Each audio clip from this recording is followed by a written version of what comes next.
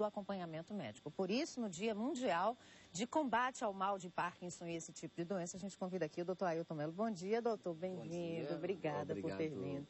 Pelo convite. Esclarecer as dúvidas. Sem mais delongas, ele é neurologista, se chama Ailton Mello. Abrimos os telefones e recebemos várias perguntas. Primeira, anônima.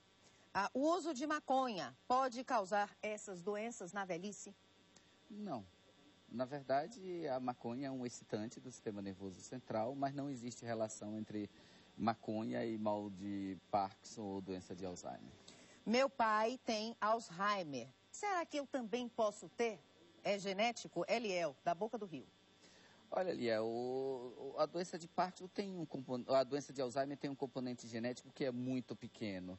Ter doença de Alzheimer quer dizer ficar velho. Seguramente o seu pai já passou dos 60 anos e isso acomete 5% dos indivíduos que têm acima de 60 anos. Quais as situações? Marlene do Tororó. Tenho 44 anos. Quando a gente começa a esquecer das coisas, doutor, será que eu posso estar doente? Será que é o começo do Alzheimer? Eu esqueço de tudo. Marlene do Tororó. Não é não, Marlene. Você está naturalmente com excesso de atribuições, o dia a dia. Não é fácil viver hoje com todas essas coisas que temos a fazer. Não se preocupe, você não está com doença de Alzheimer. Quando é que a pessoa deve ter a preocupação, doutor?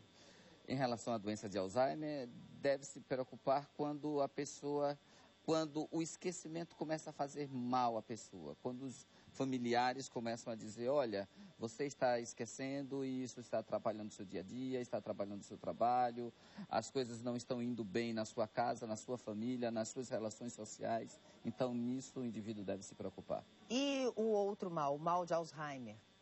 Bom, aí nesse caso o mal na doença de Parkinson. Isso. Na doença de Parkinson, o tremor, a rigidez, a dificuldade, a movimentação e a tendência a quedas. Mas como é importante que a gente faça o diagnóstico precocemente, quando o indivíduo começar, ou quando um familiar começar a observar que alguém movimenta menos um lado do que o outro, esse é o sinal de que deve levar ao médico. Existem formas de vida que possam propiciar esse tipo de coisa? Estresse, enfim, alimentação, sedentarismo ou coisas assim? Não tenha dúvida. Nós devemos, desde cedo, ter hábitos saudáveis. Fazer exercício, comer menos e comer com qualidade. E isso é um mal da nossa sociedade. Nós somos estimulados a comer muita gordura, muita fritura, e isso propicia o aparecimento de radicais livres que são danosos à substância negra, o local onde existe dopamina, que é responsável pela doença de Parkinson. Maria da Glória quer saber onde é que tem tratamento gratuito, que ela não tem plano de saúde, para ela se medicar, se consultar, onde é que ela vai? Mesmo que tivesse plano de saúde, Maria da Glória, existem aqui 2 serviços muito bons para tratamento de doença de Parkinson e Alzheimer.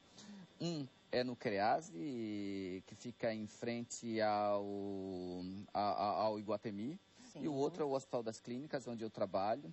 Os 2 serviços têm uma estrutura muito boa relacionadas a não só o tratamento médico, mas acompanhamento com exercícios, com fonoaudiólogos, com terapeutas ocupacionais.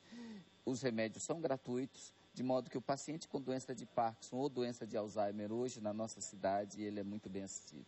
Luciano, tomo muito calmante. Será, Luciano, que isso tem a ver? Posso ter Alzheimer? Pode ter, assim como eu posso ter e não tomo calmante. Não tem a ver o uso de medicamento? Não existe relação entre o calmante e a doença de Parkinson.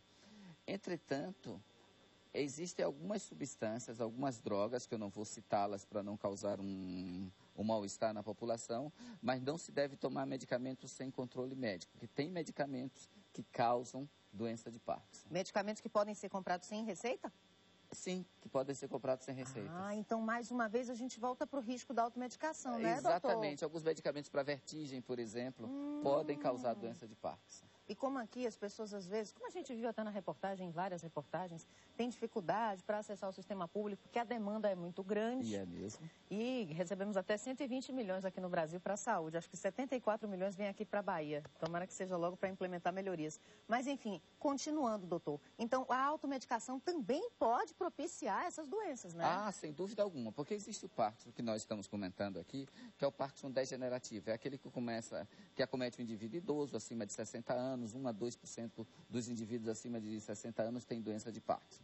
Existem outras formas que nós chamamos de parkinsonismo devido a trauma, é o caso de Muhammad Ali, devido à infecção do sistema nervoso ou devido à genética.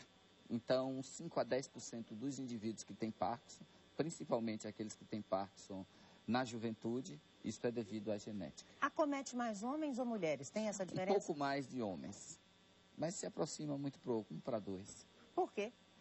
A gente ainda não sabe. Talvez seja porque os homens são mais susceptíveis a trauma de crânio do que mulheres. Ah, quer dizer então que no caso do Muhammad Ali, que o senhor citou, é um lutador de boxe, esses traumas podem depois gerar... seguramente. Não é? Seguramente. Trauma Doutor, de crânio é um fator de risco. Hoje é o Dia Mundial de Combate a essas doenças, Parkinson, Alzheimer. Tem mais uma pergunta aqui, de Gilson. Ele quer saber se essa história de fazer exercícios mentais, eu sempre fico falando aqui, por exemplo, de contar, placa de carro. Eu olho a placa do carro e fico calculando. Isso é exercício cerebral. Pode ajudar a prevenir a doença? Ah, sem dúvida. E olha, tem uma história muito curiosa. Os americanos acompanharam pessoas acima de 60 anos até a morte. E quando morriam, eles tiravam o cérebro e viam se o cérebro era compatível com doença de Alzheimer. Aqueles indivíduos que faziam exercícios intelectuais e faziam exercícios físicos, mesmo com o cérebro de doença de Alzheimer, eles não tinham o comportamento clínico de doença. Então, eles tinham o cérebro, mas se comportavam normalmente, como qualquer um de nós. Continue fazendo seus exercícios. Que interessante, então, a leitura. Não só a leitura da internet, porque a internet é uma velocidade tão grande, mas livros mesmo, não é? Dizia Paulo Francis que até bula de remédio ele lia, não é? Para desenvolver a mente e para ficar bem informado também. Então, a leitura também é muito boa, né, doutor? A leitura, o esporte, a vida social, dançar, ter encontro com os amigos, não vestir o pijama e ficar em casa. Não ficar em casa esperando a morte chegar, como diria Raul Seixas. Isso. Doutor, muito obrigada. Eu que agradeço. Doutor Ailton Mello, neurologista, parabéns. Eu agradeço a oportunidade que vocês nos deram para falar aqui do nosso trabalho. O Hospital das Clínicas está com as portas abertas para quando vocês precisarem. Que horas é o atendimento que as pessoas podem ir lá? Marcação todos os dias, atendimento às quartas-feiras à tarde. O paciente basta ir que será atendido. Que bom, doutor. Doutor, muito obrigada pelas suas informações aqui no Bahia Anual, o maior jornal da Bahia, com o grande médico. Pode continuar sentado, pode continuar sentado. Eu vou até pedir